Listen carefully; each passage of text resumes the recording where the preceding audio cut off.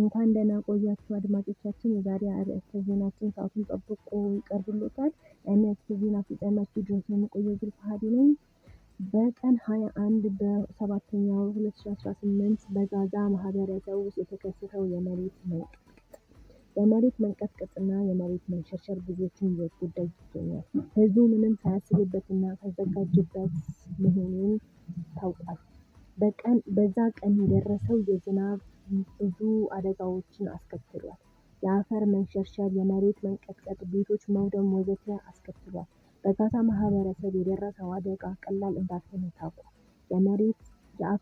የመሬት መንቀጥቀጥና የአፈር መንሸርሸር ብዙ ሰዎች ላይ ጉዳት አድርሷል።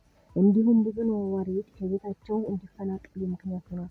ቤታቸው ወድሞባቸው ጎዳና የወጡ ህዝቦች አሏት። በጋዛ ማህበረሰብ ውስጥ የተከሰተውን ችግር በጣም አስቸጋሪ እየሆነ መጥቷል። ህዝቡ ምንም ማድረግ እንዳለበት ስላላወቀ በመንገድ ላይ በስቃይ ሆነው እያሳለፉ ነው። ግማሽ % የሚሆነው ህዝብ የዚህ ተጠቂ ነው። በረሃብና በብርድ ፀሐዩን ባለመቻላቸው እናት ልጆቻቸውን፣ ልጆች ደግሞ እናታቸውን፣ አባቶቻቸውን፣ የተለያዩ ዘመዶቻቸውን እያጡ ይገኛሉ። እስካሁን ባለን መረጃ መሰረት ወደ 30,000 የሚሆኑት ህይወታቸው ማለፋቸውንና ወደ 10,000 የሚሆኑት ደግሞ በጠና መታመማቸውንም ታውቋል።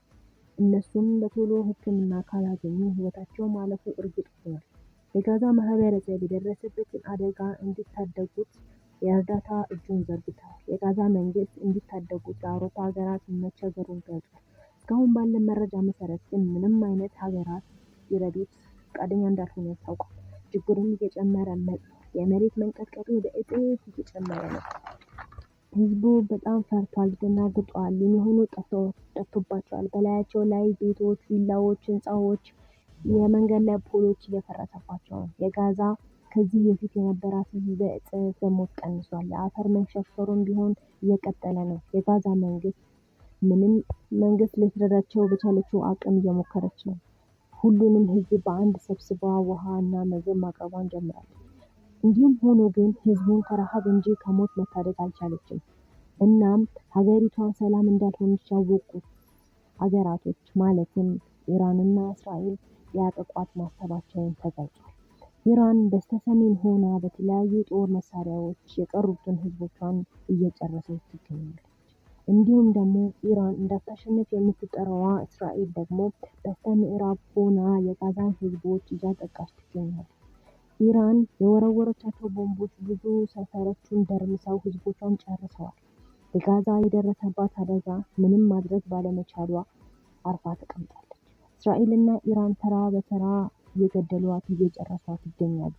እነሱም ሀገሪቷን ለማስወገድ ያላቸው ፉክክር ቀን በቀን እየጨመረ መጥቷል። በጣም ብዙ ህዝቦችን ጨርሰዋል። ብዙ ነገሮችን አድርገዋል። ጋዛ ምንም ማድረግ ባለመቻሏ ህዝቦቿን እያጣች ትገኛለች።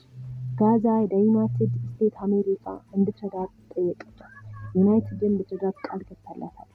ዩናይትድ ባላት አቅም የፈረሰባቸውን ቤቶች እየሰራች ማስረከቧን ጀምራለች። በትንሹም ቢሆን ሰላም አግኝተዋል።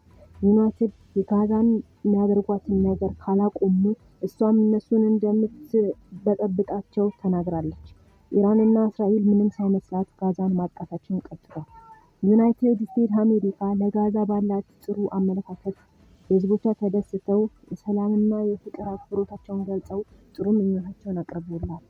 ኢራንና እስራኤል በጣም ተናደዋል።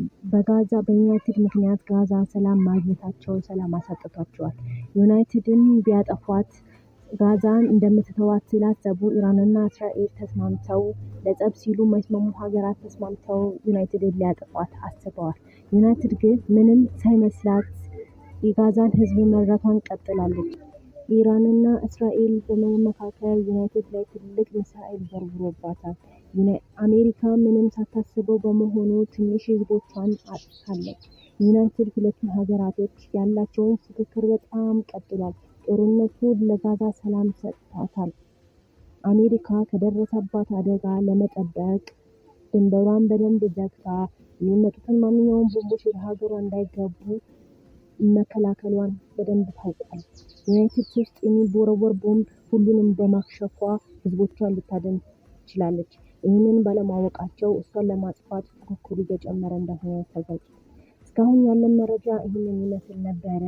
እስከ ዜና ፍጻሜያችን ድረስ አብሬያችሁ የቆየሁት እኔ ዙልፋ ሀዲ ነኝ። በሌላ በቀጣይ ርዕሰ ዜናዎች እስክንገናኝ ድረስ ሰላም።